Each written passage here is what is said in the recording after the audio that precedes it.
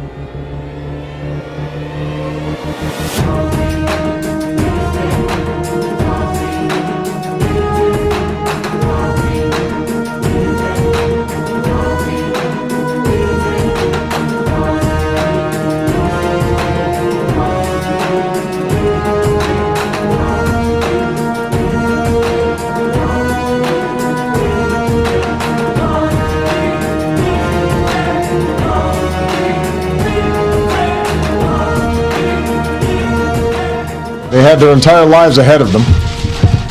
Birthdays, graduations, weddings, kids of their own.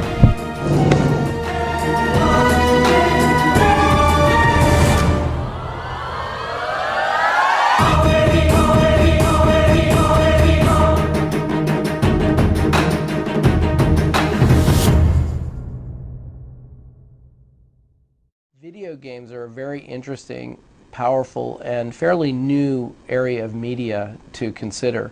One of the really interesting things from a developmental sense is that they are arguably the best teaching tool we have, or the best technologically based teaching tool we have, in the sense that you are not only being exposed to situations and people and concepts the way you are with television or movies, but you're an active player in them.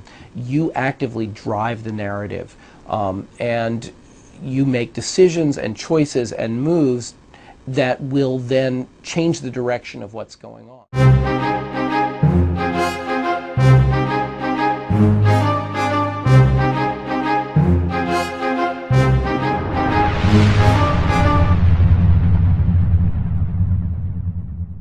I want to know, if I start playing a lot of video games, whether my mood will change. So let's look into this and get your view on this to start with. Do violent video games desensitize the user to violence, in your view?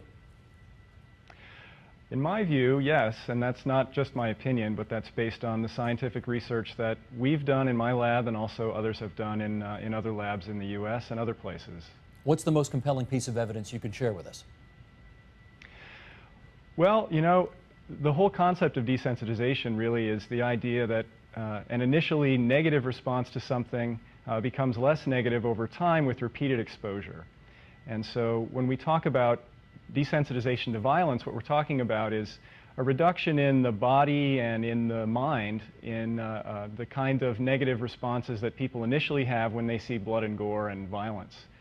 And there are a number of studies now showing that if you randomly assign research subjects to play a violent video game compared to another group who play a nonviolent game, and then you measure some kind of physiological response that they have to viewing real scenes of violence, what you find is that the folks who have just played the violent game will show a decrease in their physiological response to violence, and also a more kind of lax attitude towards violence.